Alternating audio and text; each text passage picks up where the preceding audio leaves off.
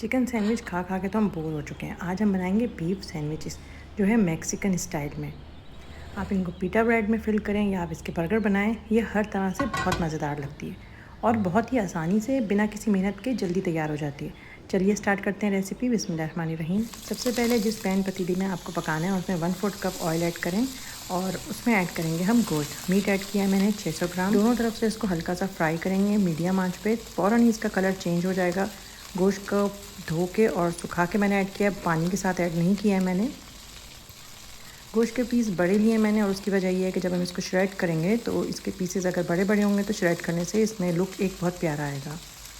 अब मैं इसके अंदर 4 से 5 कप पानी ऐड करूँगी। हमें गोश्त को अच्छे से गलाना है। अगर तब भी नहीं गलता है आपका गोश्त 4 से 5 कप में भी, तो आप इसमें और पानी ऐड कर सकते हैं। लहसुन के 4 से 5 जवे ऐड कर रही हूँ। हरी मिर्च ऐड करी है मैंने, 4-5 हरी मिर्चें हैं ये। अब अलग से हम 4 से 5 चमचे लीमू के रस के और उसमें वुस्टरशायर सॉस ऐड करेंगे 2 चमचे। साथ में उसमें नमक ऐड करेंगे 1 टीस्पून और थोड़ी सी हम ऐड करेंगे कुटी हुई मिर्चें। आपको ज़्यादा ऐड करनी है तो आप ज़्यादा ऐड कर लीजिए। अच्छे से मिक्स करेंगे और गोश्त में ऐड कर देंगे। ये कहलाता है स्लो कुक लाइम बीफ।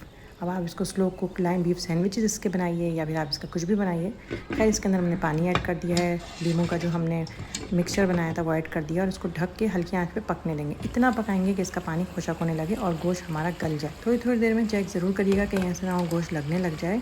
और जब पानी खुशक हो जाए इसको हल्का सा भूनना है, भूनने की बिल्कुल भी ज़रूरत नहीं है इसको हमें। गोश्त अच्छे से गल गया है तो फिर आप इसको थोड़ा सा ठंडा होने दें और इसको फिर इस तरह से श्रेड कर लें। बहुत ही मज़े का लग रहा होता है और इसका फ्लेवर आप यकीन जानें बहुत मज़े का होता है। आप चाहें तो इसके रोल बनाएं या फिर आप चाहें तो इसके बर्गर्स भी बना सकते हैं। आपने नोट किया होगा रेस्टोरेंट में आजकल बीफ पैटी यूज़ करने के बदले इस तरह के श्रेडेड बीफ से बर्गर्स बन रहे होते हैं। अब आप कोई सी भी सॉस बना सकते हैं। मैं इस वक्त इसमें हरा धनिया की सॉस बना रही हूँ। 3 हरी मिर्चें लिए हैं और 3-4 ही मैंने लहसुन के जवे लिए हैं। आधा कप हरा धनिया लिया है मैंने और आधा कप दही है। थोड़ी सी दही मैं ऐड करूँगी इसके अंदर ताकि मैं इसको ग्राइंड कर लूँ। ग्राइंड करेंगे इसको अच्छे से, स्मूथ सी पेस्ट बन जाएगी इसकी। फिर इसमें बाकी की दही भी हम ऐड कर देंगे।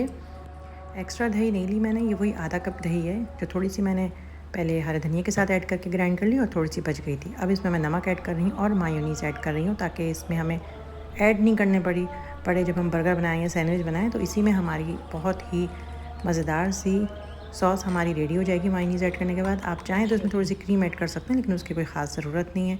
सैंडविचेस में प्याज बहुत अच्छी लगती है बीफ की सैंडविचेस में, इसलिए मैंने थोड़ी सी प्याज लिए। अब मैंने शावरमा ब्रेड लिए, आप चाहें तो पीटा ब्रेड लीजिए जो पॉकेट्स वाली बनती है। आप खुद घर में बनाइए, रेसिपी भी मौजूद है मेरे चैनल पे। बीफ ऐड करेंगे, सॉस ऐड करेंगे, प्याज ऐड करेंगे।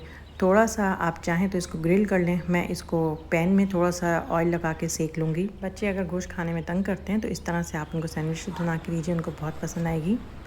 रेसिपी पसंद आई है तो लाइक और शेयर ज़रूर करिएगा। मैं मिलूँगी नेक्स्ट रेसिपी में, जब तक के लिए अल्लाह हाफिज़।